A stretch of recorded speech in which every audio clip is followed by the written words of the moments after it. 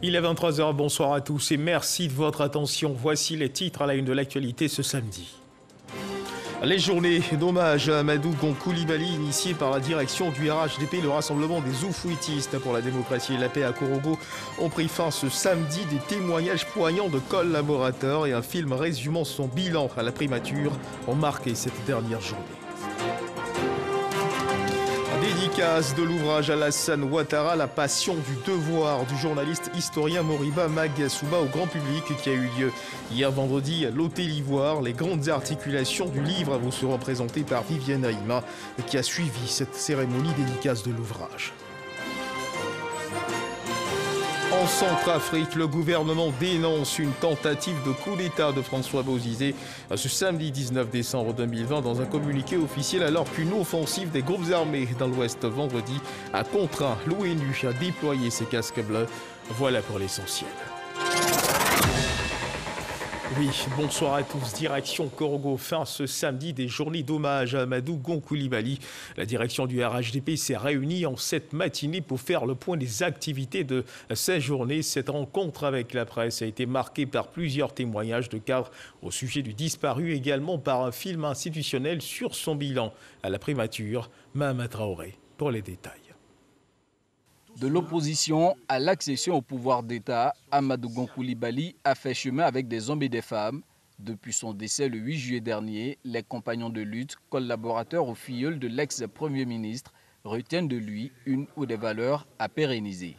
On a beaucoup parlé de sa probité, mais on ne sait pas à quel point. Le respect de la chose publique était quelque chose de sacro-saint chez lui.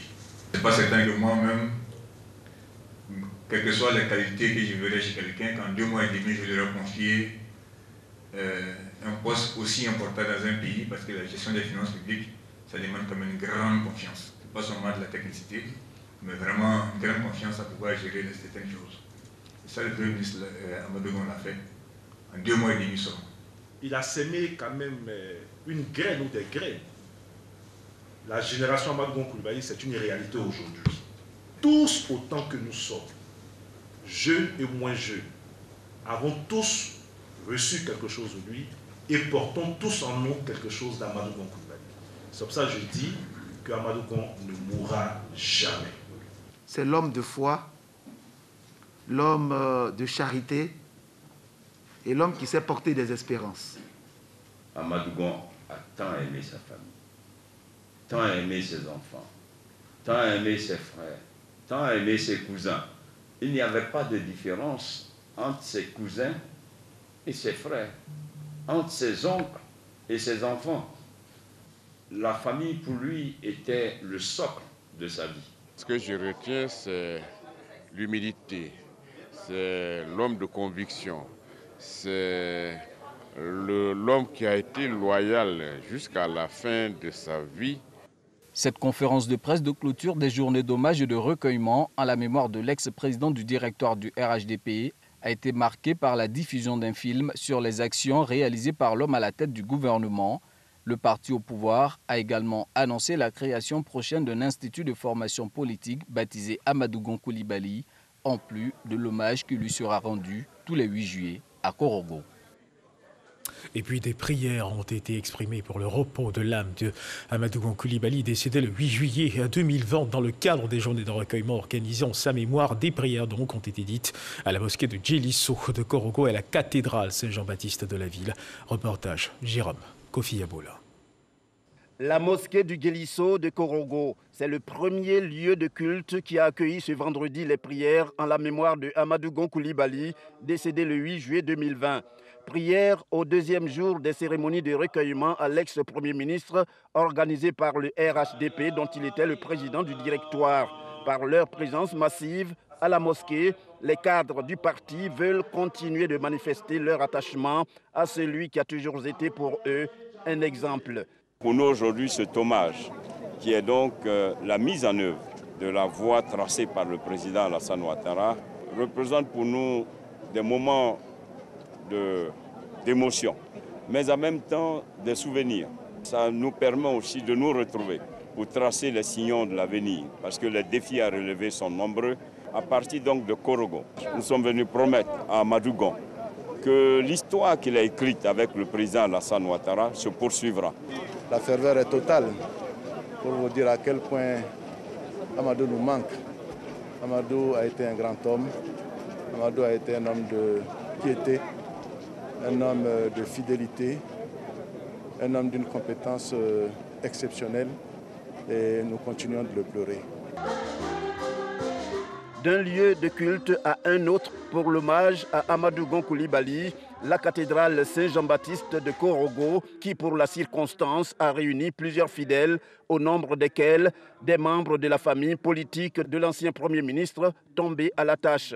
Comme à la mosquée Guélisso de la dite ville, il s'agit pour le RHDP de prier pour le repos de son âme. C'est justement au nom du directeur exécutif du parti que le ministre Paulin-Claude Danhaut s'est félicité de la tenue de cette messe. En tant que maire de Korogo, c'est lui qui a pris en main l'organisation de la fête du Pallium de Monseigneur Marie-Daniel Dadier. Nous en sommes témoins. Et ses œuvres sont nombreuses pour rassembler les fils et les filles de Côte d'Ivoire. Nous sommes donc venus nous inspirer des valeurs qu'il a portées.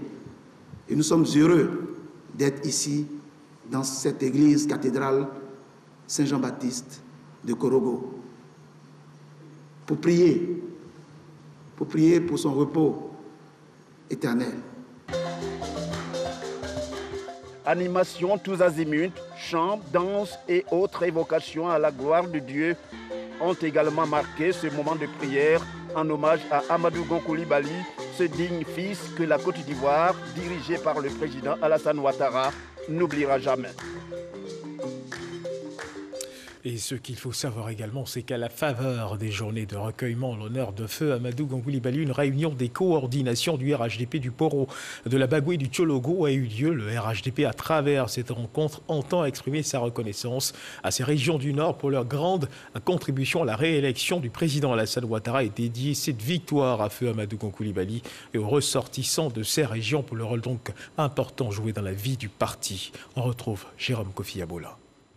Le RHDP en conclave à Korogo ce vendredi dans le cadre des journées de recueillement à feu Amadou Gon Coulibaly. Une réunion extraordinaire élargie aux coordinations du Poro, de la Bagoué et du Tchologo. Il s'agit en fait d'un hommage voulu par le parti à l'ex-premier ministre qui aurait pu être candidat du RHDP à la dernière élection présidentielle s'il n'avait pas été rappelé à Dieu. Information, analyse de la situation sociopolitique, vie et fonctionnement du parti dans la perspective des élections législatives et d'hiver. Tels sont les points à l'ordre du jour de cette réunion. L'un des points du communiqué final qu'il a sanctionné porte sur l'investiture brillamment réussie du président Alassane Ouattara après sa réélection à la présidentielle comptant pour la Troisième République.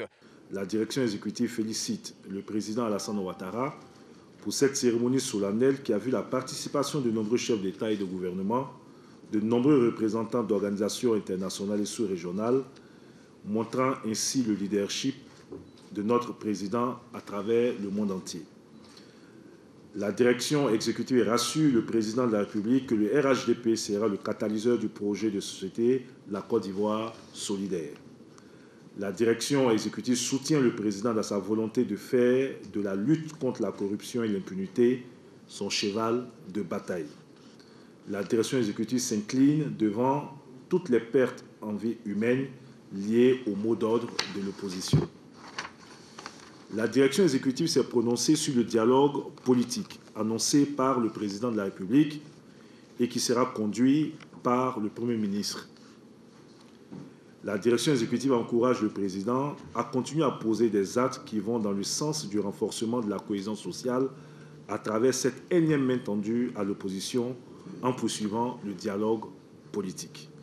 Les régions du Poro, de la Bagoué et du Tchologo ayant contribué à cette réélection du président Alassane Ouattara avec un record de plus de 90%, il est tout à fait normal qu'elle inaugure ce genre de rencontre que le RHDP entend poursuivre pour exprimer sa reconnaissance. Et c'est pour dédier cette victoire à Amadou Gon Coulibaly, bâtisseur exemplaire et ressortissant de ces régions, que le parti Oufouettis décide qu'un hommage lui soit rendu chaque 8 juillet, date de son décès. Et ici, à Abidjan, les awards des entreprises, cérémonie de distinction du top management des entreprises et des personnalités les plus performantes, a été célébrée lors d'un dîner gala parrainé par le ministre de l'économie et des finances, M. Adama Coulibaly. Les awards des entreprises visent à accompagner et soutenir le gouvernement dans sa politique de développement économique et social, tout en encourageant les opérateurs économiques et les entreprises du secteur privé. Jean-Luc Mombo. Pour sa deuxième édition, la cérémonie des awards des entreprises et des institutions socio-économiques a réuni quelques 500 convives du monde des affaires et du secteur parapublic, ainsi que des hautes autorités gouvernementales, diplomatiques et parlementaires. Autour du ministre de l'économie et des finances, Adama Coulibaly, parrain de la dite cérémonie, ils sont venus accompagner et soutenir le gouvernement dans sa politique de développement économique et social, mais également encourager les opérateurs économiques et les entreprises du secteur privé. L'institution de cette cérémonie annuelle nous donne l'occasion de nous retrouver et de manifester notre adhésion à la promotion de l'excellence, étant entendu que les awards des entreprises favorisent une saine émulation au sein du secteur privé. Je note que cette deuxième édition met l'emphase sur la résilience de l'État. Plusieurs entreprises et personnalités se sont ainsi vues décerner des prix, comme le Premier ministre Ahmed Bakayoko, qui a reçu le super prix d'excellence Award des Awards. Le ministre de l'économie et des finances Adama Coulibaly, le prix pour le développement économique et l'investissement privé. D'autres prix spéciaux ont été décernés, notamment au ministre Aka Awele, Anne Désiré Ouloto ou encore au président de la Chambre de commerce et d'industrie, Fama Touré. Une quinzaine de PME, entreprises publiques et privées, ont été distingués pour leur savoir-faire. Le comité des awards, appuyé d'un jury, a en effet évalué les nominés sur la base de ce savoir-faire qu'ils placent au cœur de leur process et de leurs actions quotidiennes. Et puis le directeur général de la Société ivoirienne de construction de gestion immobilière, la SICOGI, a procédé au lancement de la procédure de délivrance des titres fonciers définitifs à 32 000 acquéreurs. La plupart de ces acquéreurs, il convient de le rappeler, étaient en attente de cette décision depuis 2 décennies. Cheikh Koné nous en parle. C'est un cadeau de Noël avant l'heure pour ces 32 000 acquéreurs de la Société ivoirienne de construction et de gestion immobilière, SICOGI. La nouvelle est trop belle pour être vraie pour la plupart d'entre eux. Franchement, ils attendaient beaucoup ce papier-là. Je ne sais pas quoi dire, mais franchement, avec tous ces papiers que j'ai, je ne sais pas quoi dire, franchement, très très soulagé. Ces acquéreurs sont passés du statut de simple locataire à celui de propriétaire à part entière dans le cadre de la cession du patrimoine locatif de la SICOGI en 1994 et en 1999. Et depuis, leur titre foncier qui devait consolider leurs droits ne leur avait pas été délivré. Chacun de nous peut imaginer aisément les inquiétudes et les frustrations de ces milliers de ménages devenus propriétaires de façon incomplète dans la mesure où ils n'étaient pas entrés en possession des titres matérialisant leurs droits. L'opération de délivrance des titres est concédée à un opérateur. Il sera chargé de délivrer les titres dans un délai n'excédant pas 2 mois. Elle n'est pas gratuite pour des logements dont la valeur estimative était de 2 millions de francs CFA au moment de la cession. L'acquéreur va débourser environ 750 000 francs CFA pour se voir délivrer son titre. Ce projet a mis beaucoup de temps parce qu'il a fallu négocier avec tous les acteurs qui interviennent dans la chaîne. Les notaires, les géomètres experts, l'État lui-même a abandonné beaucoup de taxes et de prélèvements qui peuvent grever le coût des actes notariés. C'est à la suite de tout cela qu'on est arrivé à ces tarifs. Le directeur de cabinet du ministère de la Construction s'est réjoui de la démarche de la SICOGI. Selon lui, une telle démarche s'inscrit dans la droite ligne de la politique sociale du gouvernement. Avoir un titre de propriété définitif vous sécurise. Vous sécurise à plusieurs titres. Sécurise vous-même et vos progénitures. Avoir un titre de propriété vous permet d'avoir un levier de financement, un levier de recherche de financement.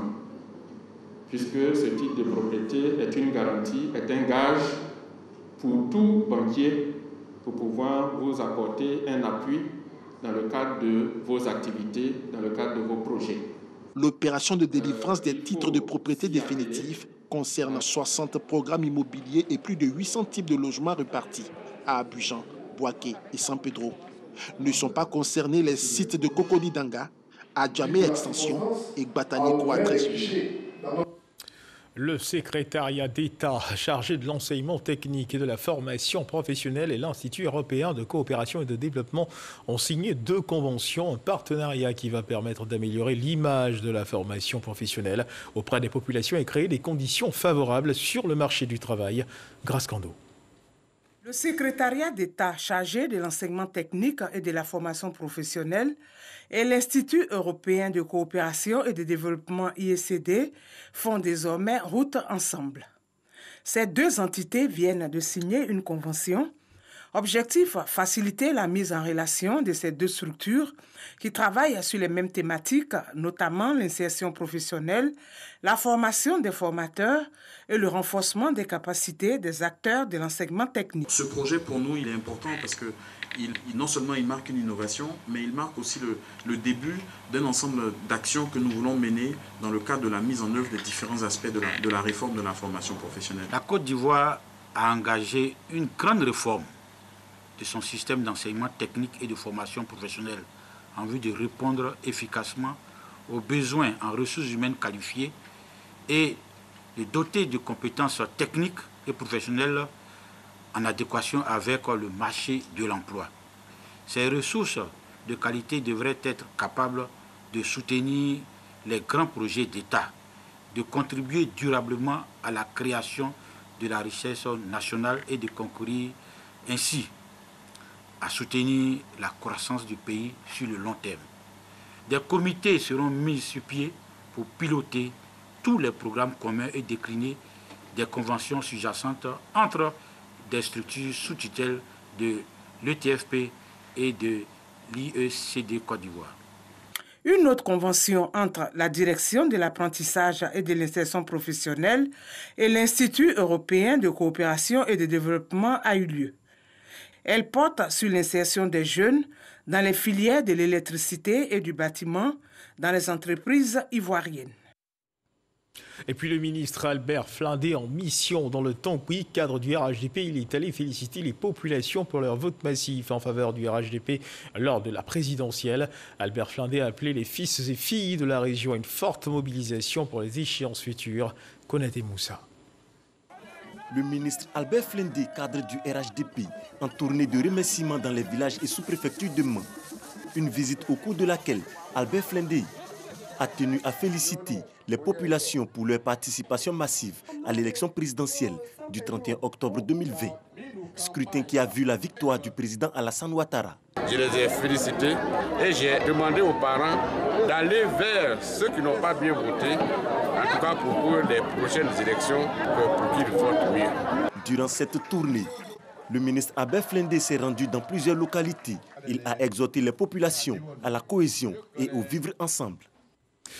Et le ministre Amédée Kouakou, coordonnateur régional du RHDP, lui poursuit sa tournée dans le Lodjibois. Après Lakota, Divo et Zikisso, c'est la sous-préfecture de Viré qui accueille la délégation du coordonnateur régional qui est allé exprimer la reconnaissance du président de la République Alassane Ouattara aux populations pour les efforts consentis pour la paix lors de la période électorale. Mamadou Kouassi. À Iré, dans le département de Divo, la vie a repris son cours normal après la période électorale. Et les populations dans toutes leurs composantes ethniques, religieuses et politiques ont échangé avec le ministre Amédée Kouakou Kofi, coordonnateur régional du RHDP du Lodjibois. Il s'agissait de parler de paix et de cohésion, car les populations de cette sous-préfecture se disent déterminées à préserver les valeurs de paix et de vivre ensemble. Le vivre ensemble à Iré est toujours une réalité. Vous savez, nous on est une zone minière. Et aujourd'hui, il y a une cohésion totale. Il y a la paix à Iré et on a vraiment remercie Dieu pour ça. Le ministre Amédée Kofi Kouakou a salué le retour de la cohésion sociale à Iré après quelques actes de violence isolés enregistrés dans la sous-préfecture. Il a également félicité le sous-préfet et les chefs de communauté pour les efforts consentis pour le climat social apaisé. Il invite par ailleurs l'ensemble des populations à préserver cette paix afin de contribuer au développement de la région du Lodjibois. Ici à Iré, ce dont vous avez besoin, c'est le développement. Je vous ai dit pendant la campagne, vous avez vos enfants, il faudrait que vos enfants puissent aller à l'école pour devenir des grands types demain.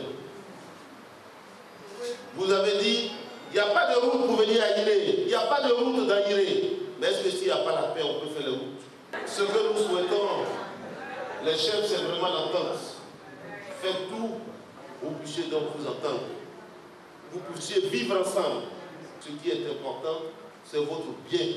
Ce qui est important, c'est la paix. Après Iré, ce sont les chefs de village du département de Lakota qui ont échangé avec le ministre Amédée Kofi Kwaku. Il était question de leur implication continue pour maintenir le climat de paix dans la région du Lodjibois. Le ministre Amédée Kofi Kwaku les a félicités pour le rôle joué qui a fini par préserver le Lodjibois de toute violence lors de la présidentielle d'octobre 2020. Pour cette mission de paix et de cohésion sociale dans le Lodjibois, Amédée Kofi Kwaku poursuit son périple. Et cette fois, ce sont les villages et les campements qui l'accueillent. Un deuxième titre de ce journal, Instant littéraire. Avec Viviane Haïmin, je vous invite à la présentation de l'ouvrage Alassane Ouattara, La passion du devoir du journaliste historien Moriba Magasuba au grand public qui a eu lieu hier vendredi 18 décembre à l'Hôtel Ivoire. Alassane Ouattara, La passion du devoir.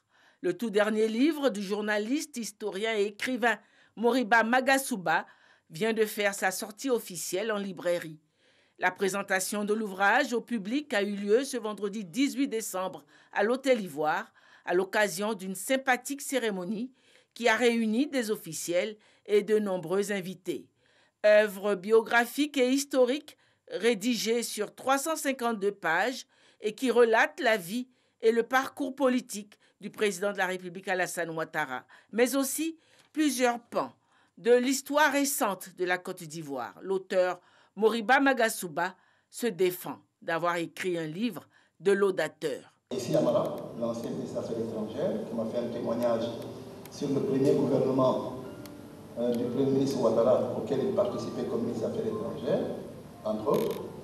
J'ai fait parler Laurent Donafleugo, qui a été ministre de l'Information, de la Jeunesse et des Sports pendant plus d'une décennie. Et j'ai fait parler Henri Konamini lui-même. Et je fais parler Laurent Gbagbo.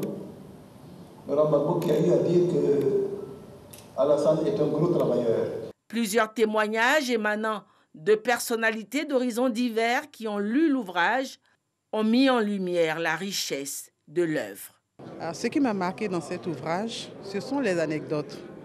C'est la pertinence de la chronologie de cette narration assez plaisante. On retrouve des détails sur le président Alassane Ouattara qui est, je dirais, inconnu du public. Je découvrais d'autres aspects de l'homme. Et on adore cette narration. On aime cette narration parce que tout simplement, ça nous ouvre certains volets de la vie de l'homme. Il a rencontré le président Ouattara en 90. Donc depuis 30 ans, il le pratique, il le suit de plus ou moins près. Et c'est la somme de tout ça qui nous a livré. Et ça permet d'avoir un regard nouveau, mais le regard normal sur le président Alassane Ouattara, un livre écrit par quelqu'un qui n'est pas militant. Ce qui m'a le plus frappé dans le livre, c'est quand il dit que sur son lit d'hôpital, que le président Houphouët-Boigny a demandé que le Premier ministre d'alors, qui est devenu président Alassane Ouattara, lui masse la poitrine, qu'il a un peu soulagé. Et cet épisode où le président Yadema est venu avec un sorcier pour un peu soulager le président Houphouët-Boigny sur son lit d'hôpital. Et surtout aussi le parcours du président Alassane Ouattara, l'adversité, la ténacité qu'il a pu mener jusqu'à arriver là où il est aujourd'hui. Et puis, fort d'une amitié vieille de près d'un demi-siècle avec l'auteur, le ministre Ali Koulibaly a éloquemment préfacé l'ouvrage. Un ouvrage documenté, servi par des informations puisées aux meilleures sources, issues de témoignages incontestables, serait une œuvre que je qualifierais d'œuvre de salubrité intellectuelle. L'auteur n'a pas cédé à une empathie excessive pour son sujet, tout en évitant l'écueil des pamphlétaires qui sautent à pieds joints dans les poncifs et la caricature dès lors qu'il s'agit d'une personnalité africaine au pouvoir. Alassane Ouattara, La Passion du devoir de Moriba Magasuba est disponible en librairie et se signale déjà par le chiffre de ses ventes. Et puis la jeune chambre internationale Abidjan Élite vole au secours de l'établissement préscolaire à Djamé-Harris. Cette école en état de délabrement va bénéficier d'une rénovation. 14 millions de francs CFA seront investis. Objectif, améliorer les conditions d'apprentissage des tout-petits. Astou Touré. Salle de classe délabrée, plafond en lambeaux, toilettes infréquentables. Voici le décor que présente l'établissement préscolaire Harris d'Adjamé. On vit difficilement ici avec les pupilles des enfants du primaire. En tout cas, c'est pas facile. Pour donner une seconde vie à cette école et améliorer les conditions d'apprentissage des tout-petits, la jeune chambre internationale Abidjan Élite s'engage. Cette école a été choisie en étroite collaboration avec le ministère de l'Éducation nationale à travers la direction régionale Abidjan 1. Il était important que nous revenions aux sources pour permettre à nos enfants d'évoluer dans un cadre d'apprentissage sain et convivial. Les travaux sont estimés à 14 millions, tout ce qui sera fait en termes d'aménagement des bâtiments, en termes d'aménagement d'espaces de jeu. Nous voulons également implémenter une bibliothèque. Cette action coïncide avec la célébration des 10 années d'existence de cette section de la Jeune Chambre internationale. Les travaux dureront 2 mois et 14 millions de francs CFA ont été décaissés pour cette rénovation. Et puis en Centrafrique, dans l'actualité internationale, le gouvernement dénonce une tentative de coup d'État de François Bozizé. Le ministre de la Communication centrafricain et porte-parole du gouvernement s'est exprimé ce samedi 19 décembre dans un communiqué officiel alors qu'une offensive des groupes armés dans l'Ouest vendredi a contraint les Nations Unies à déployer ses casques bleus.